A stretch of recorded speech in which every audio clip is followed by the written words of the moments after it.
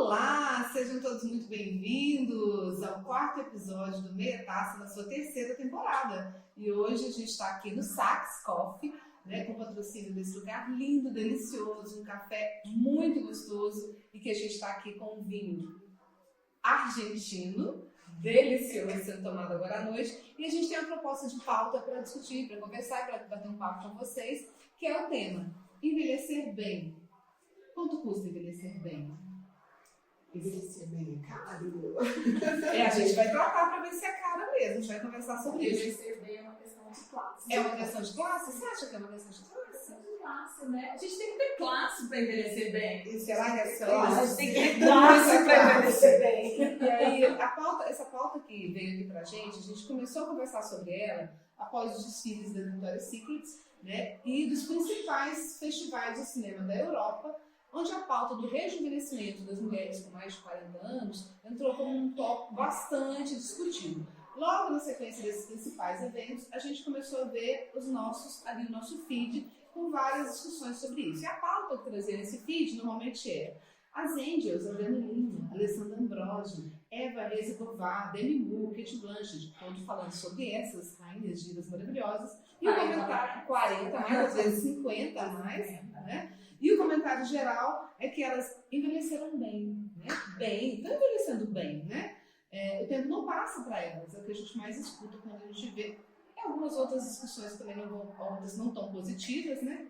Então, na semana seguinte a isso, a gente tinha uma série de avaliações de dermatologistas comentando, né, com reportagens, quais os possíveis procedimentos que essas mulheres, 40 mais, 50 mais, de prevenção e rejuvenescimento facial teriam, e corporal também, né, teriam feito para que elas pudessem estar envelhecendo bem, né? E aí a gente trouxe essa pauta para conversar um pouquinho, e a pergunta que nos suscitou foi a seguinte: quanto custa ter e manter essa juventude eterna, se é que existe a juventude eterna?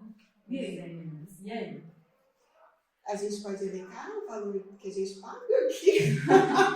Eu acho que Eu acho que a questão é que envelhecer bem é o envelhecer da face, esse de você aparentar a beleza, que é o que essas reportagens, esses reviews, eles colocam, ou é o envelhecer bem, que é uma inquietação minha pessoal, e a gente brinca, assim, eu e as minhas irmãs, de conseguir ir e voltar do banheiro sozinha, com 70 anos, com 80 anos de idade. O que é envelhecer bem? A gente tocava nisso aqui agora mesmo, né? Uma coisa é o que a gente pensa, para mim, né? Acho que talvez para a Camila também, né? Esse envelhecer bem também me incomoda, eu penso muito sobre isso, né, Fran? Essa questão de envelhecer com autonomia, né? A ideia que eu tenho de um bom envelhecimento é muito referência da minha família, inclusive. Eu acho bacana falar sobre isso, poder tocar nesse ponto pessoal. Eu tenho uma mãe de 81 anos, que vai para a academia, aí você vem pessoal aqui e chega lá e fala: eu sou a alegria da academia, porque eu sou a pessoa mais legal, mais divertida, eu vou a pé sozinha, vai quase 1 quilômetro de caminhada todo dia de manhã, chega lá e já conhece todo mundo, desde quem está ali no auxiliar da limpeza da academia até os donos da academia, e está super bem, anda, se locomove, né? Não com a agilidade mais de uma pessoa de 60, mas com total autonomia para uma pessoa de 80. Isso para mim, e é vaidosa, e sim, quer e poderia investir mais em procedimentos estéticos, já fez bastante, uma coisa ou outra, mas não vive para isso, vivencia isso, esse envelhecimento de uma forma muito mais completa, enquanto ser humano que tem desejo, né, de estar bem, de se apresentar bem para as pessoas, mas que a estética e essa parte que a gente falou aqui sobre essa grande discussão desses reviews, né, dessa pontuação sobre o envelhecer bem, estar focado somente nessa parte da estética, ser algo que, para muitas pessoas, é o ápice de poder envelhecer bem. Né? Eu acho que a Fran colocou aí uma questão importante, né? O que é o envelhecer bem individualmente, pensando em cada um.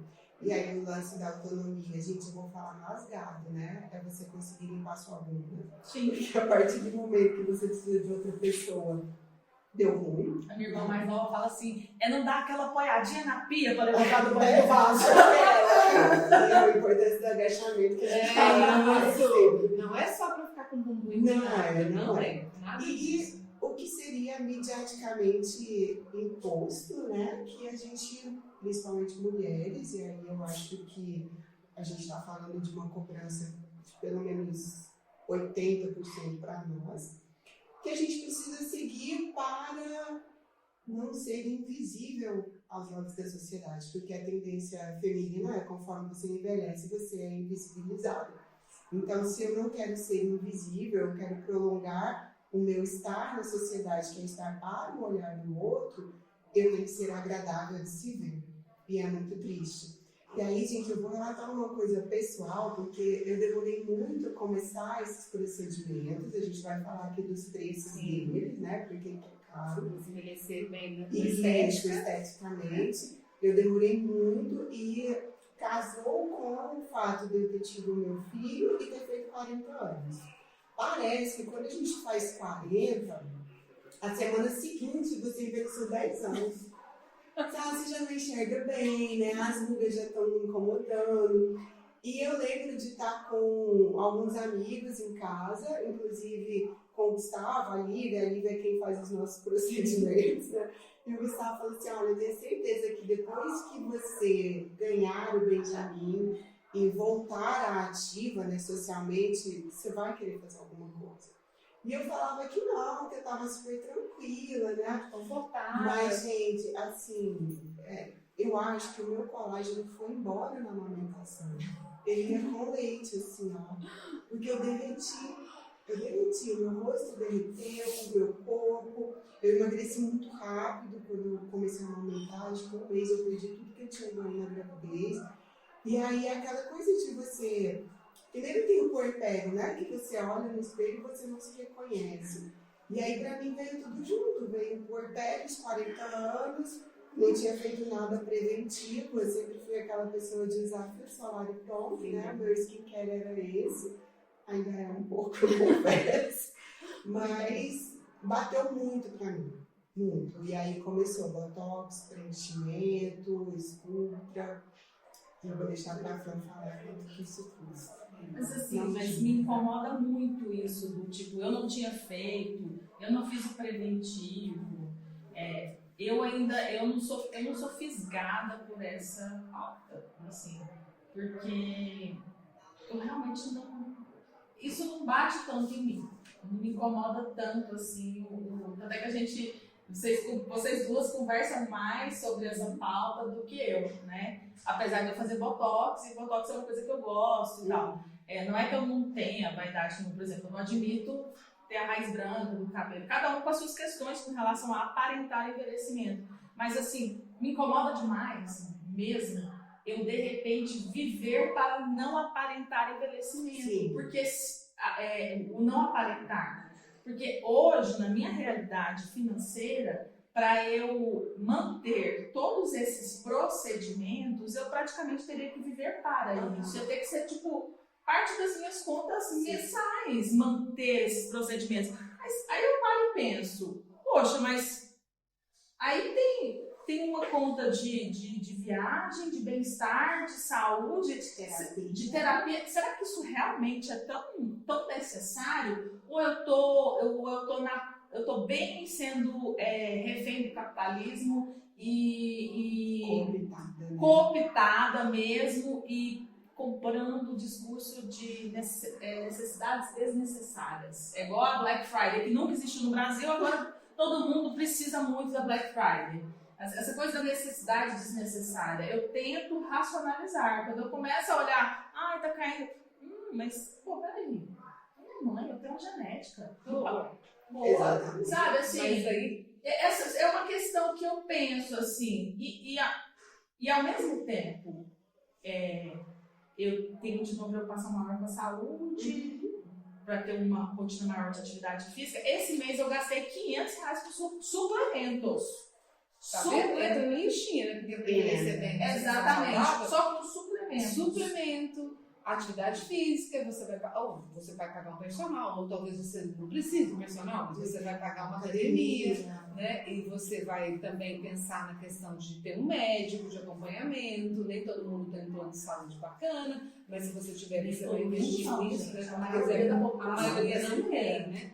Então, assim, nessa questão, esse envelhecer bem, a gente está falando de procedimentos, mas os procedimentos é um item. Né? Você fala, é um item. Porque quando você fala, mas eu, por exemplo, já fiz estimulador de colágeno, já fiz preenchimento, já fiz botox. Nunca um monte de coisa. Uma vez, um ano faz uma coisa, outro ano faz outra coisa, botox todo ano, né? Isso desde os 43, então mais ou menos a mesma idade que você começou, Camila, né? Comecei mais ou menos nessa idade. Eu tenho quase 10 anos mais que vocês, ou 10 anos a mais. Eu tenho 55, você tem 45, 10 anos a mais. Então, a gente consegue perceber, e aí, Fran, no que você fala assim, cada um tem suas questões com envelhecimento. Você tem uma genética boa.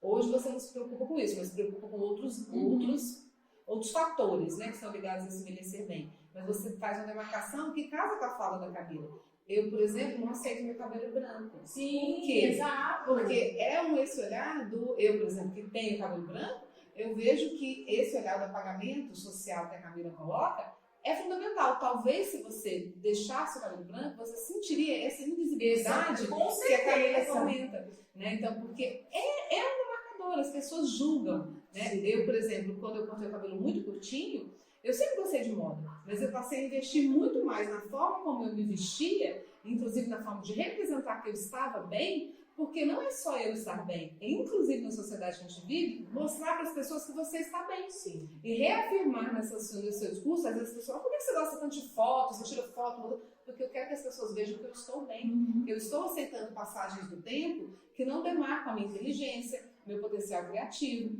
meu intelecto, né? E que fazem com que eu me sinta bem, bonita, e que se você aceita, ótimo, se você não aceita, bom para você. Né? Mas a gente sente essa cobrança.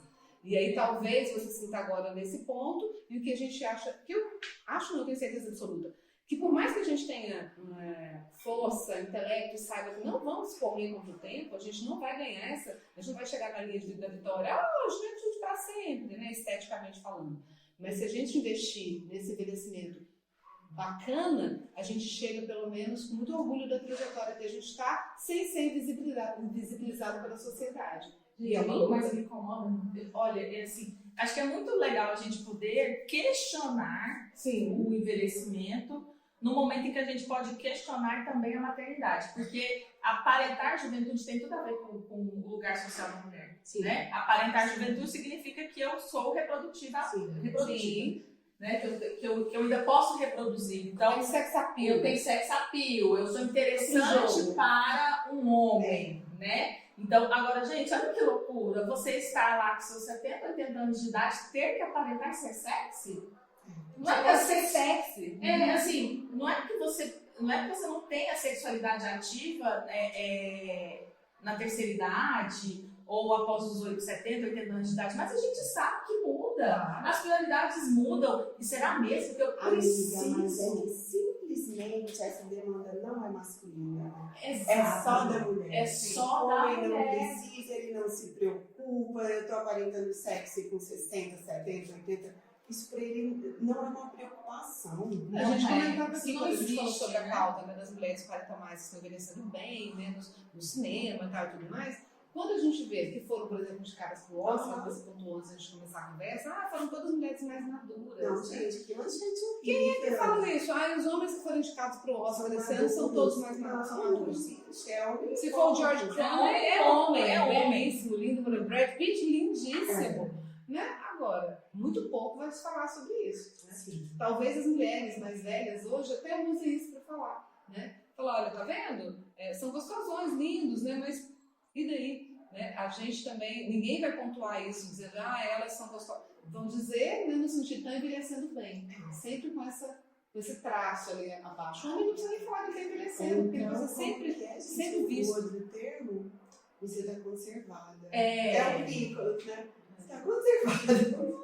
Nossa, obrigada. Eu formo todos os dias, esse lugarzinho. Mas aí, dentro dessa perspectiva, a gente falou sobre valores, né? E eu não julgo ninguém, não, que está aí, né? Mas a gente vê hoje investindo o seu dinheiro, se quer, né? Nessa estética, nesses procedimentos e tudo mais. Porque não estamos aqui no lugar de julgar, assim, muito pelo contrário. Porém, o que eu penso é que realmente é um recorte de classe, né? Cada vez mais. Não há dúvidas, assim. Cirurgia plástica sempre foi um demarcador social. Você ter acesso à cirurgia plástica significa que você tem dinheiro. Sim.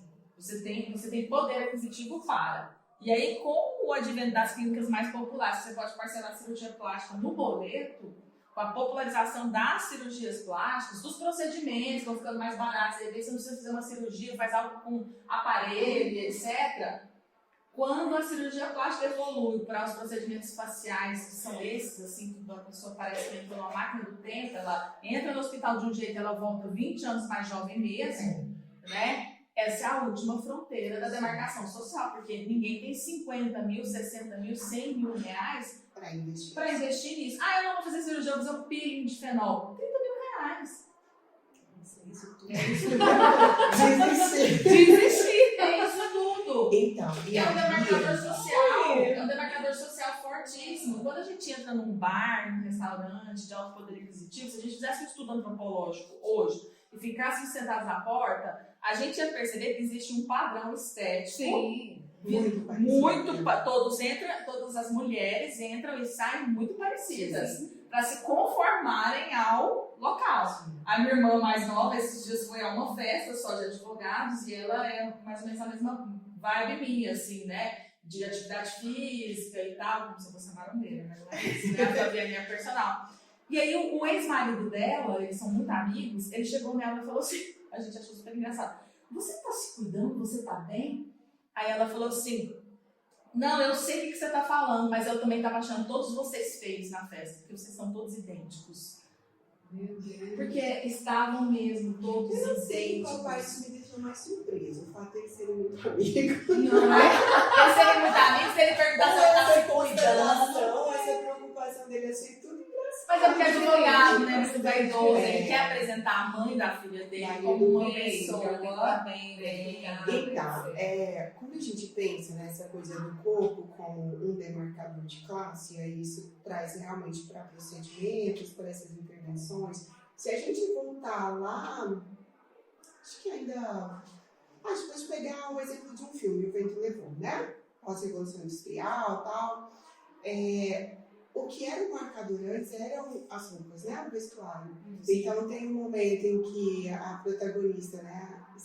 Scarlett O'Hara, ela precisa sair para convencer uma pessoa a lhe dar dinheiro, ou seduzir, alguma coisa assim. E ela puxa as cortinas de veludo da casa para fazer o vestido. Sabe por quê? Porque se eu saio com determinado tipo de vestimenta que me coloca socialmente, né, então as pessoas já vão entender que eu estou bem, eu não estou mal.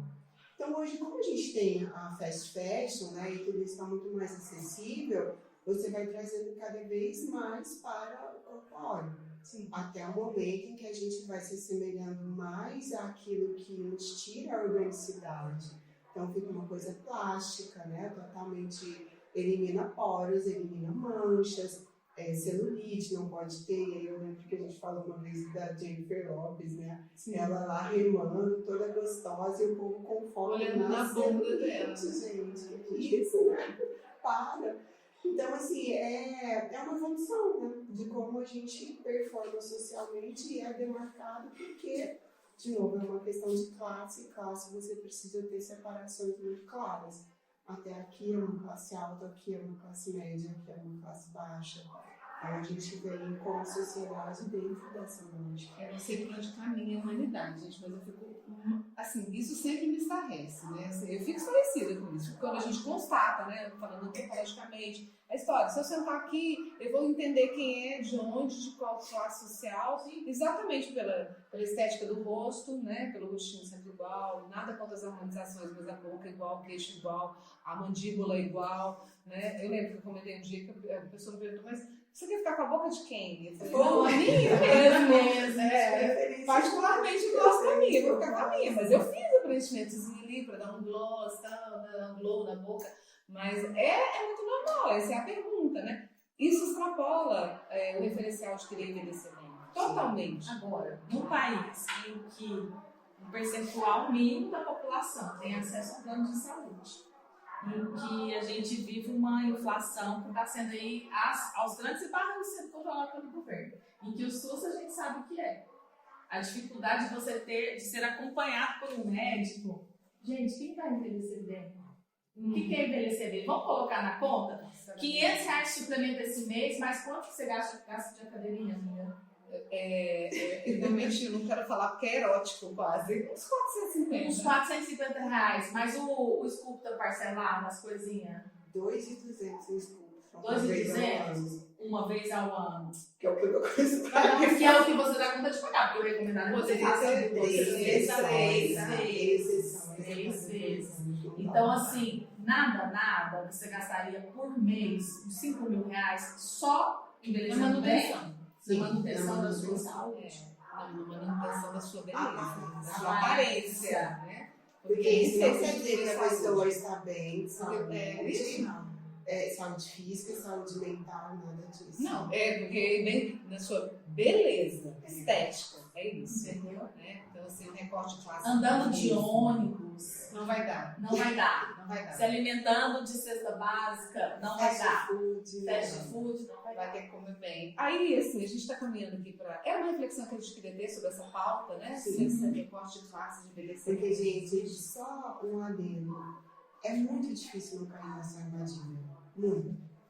Do que eu preciso para estar bem socialmente. A gente estava conversando, né, Fran? Citou o nome da Miriam Goldenberg. Ela é uma escritora e uma pesquisadora dentro do Brasil muito conhecida pelas questões do envelhecimento feminino. E ela fez aniversário, não sei se ontem ou hoje, ela faz uma reflexão na coluna dela.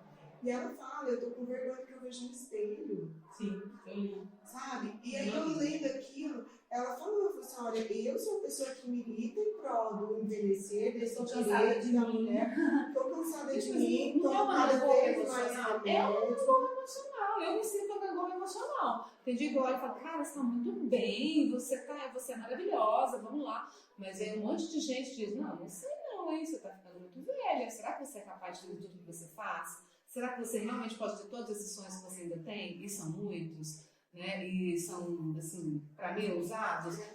Graças a Deus. Mas tem sempre você mesma que joga contra você, porque a gente é uma gangorra emocional, né? Não quer dizer que você passa da menopausa. Nossa, meus hormônios agora estão super centrados. Opa! Nunca vai acontecer, Só né, nem gente? Não, só ainda equilíbrio, porque já passei da menopausa. Então, você desculpa, eu tô na TPM. Não, eu tô desequilibrada com a vida, sempre, né? Não é isso. Tá tudo bem. Então, esse papo, quando alguém fala, eu tô na TPM, por isso que eu tô mal. Eu falo, filha, eu penso comigo mesmo. Não falo, não verbalizo. Amor, você nunca vai estar bem. Porque a gente não é só porque você tá na TPM, é porque a gente é desequilibrada mesmo. A gente vai viver buscando equilíbrio. É isso a vida. Né? Então, essa desculpa é só uma desculpa, às vezes. A gente pode sempre, viu, gente? Se vocês acharam que vai passar pela menopausa e vai acabar o desequilíbrio, não vai. É uma luta constante, né? Ele tá equilibrado. Posso ler? Você falou da Miriam Goldenberg. Ela publicou o Manifesto das Velhas Sem Vergonha.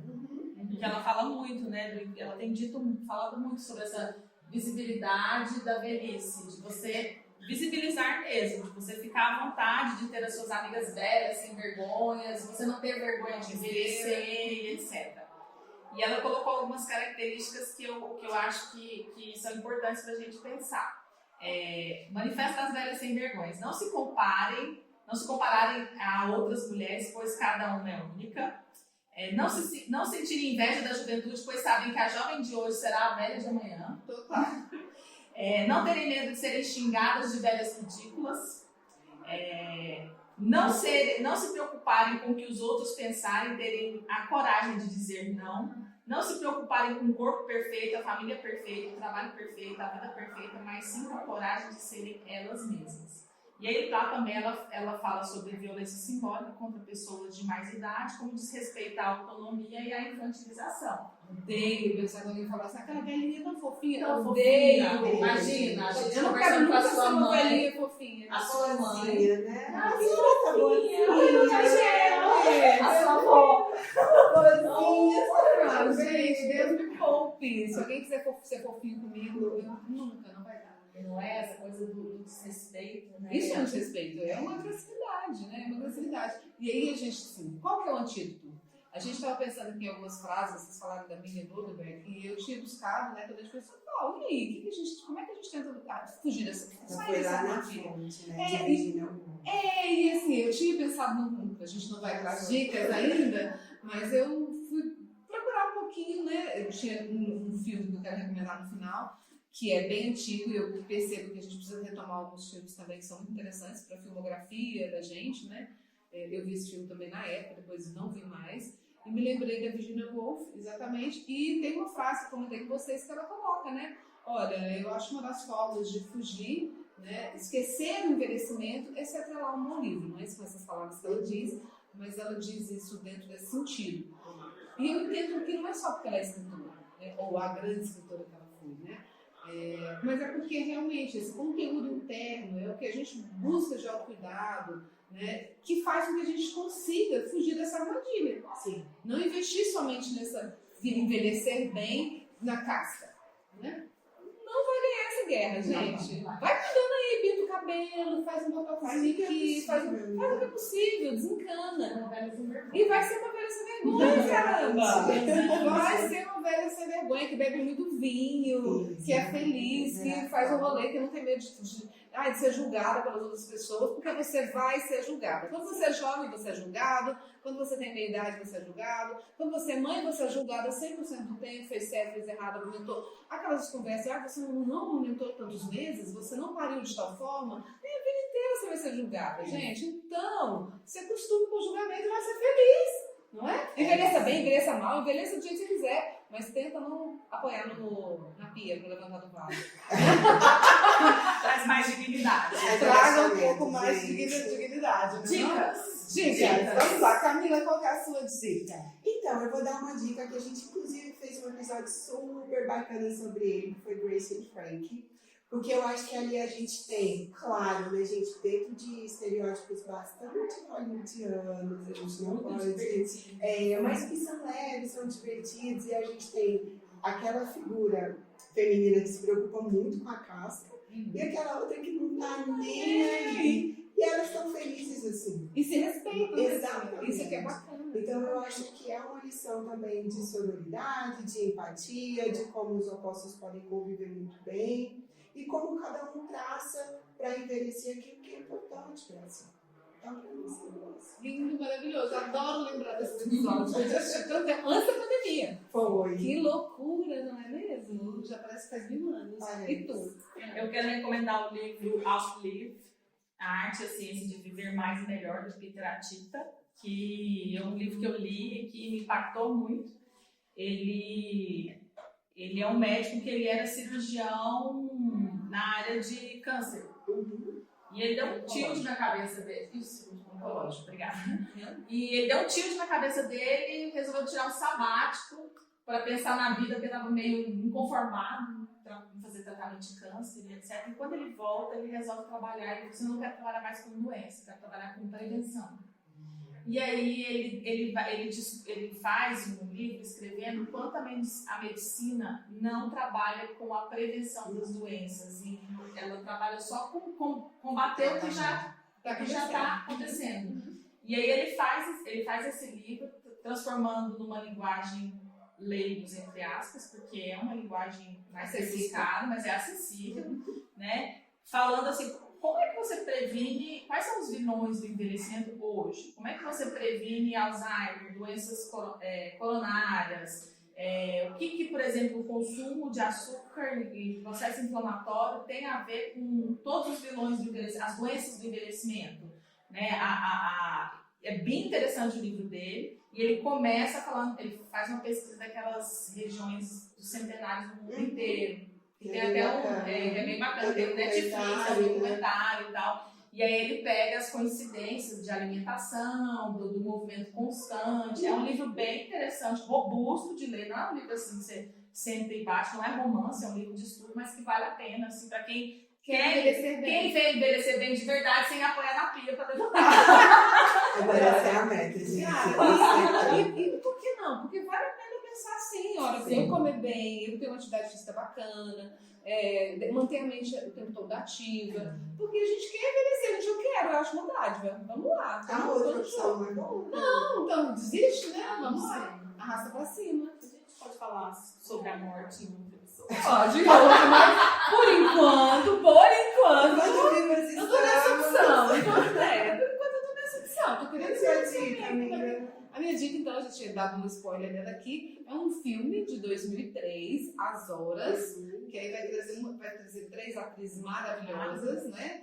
Julianne Moore, Meryl Streep e a maravilhosa da Nicole Kidman, que por mais que as pessoas digam que ela, né, tá errando aí, né? A crítica da Nicole Kidman agora qual é? Errou nos procedimentos. Errou nos procedimentos. Tá descaracterizado. Deixa a Nicole Kidman ser feliz. Não, do jeito que gente, ela mas quiser. ela, acho que ela reconheceu isso uma vez. É, Tava difícil fazer as expressões. mas pisou na bola, volta atrás, gente, tá tudo certo. A vida não é maravilhosa, assim, vamos acertar sempre, vamos errar pra caramba. Até Nicole Kidman é.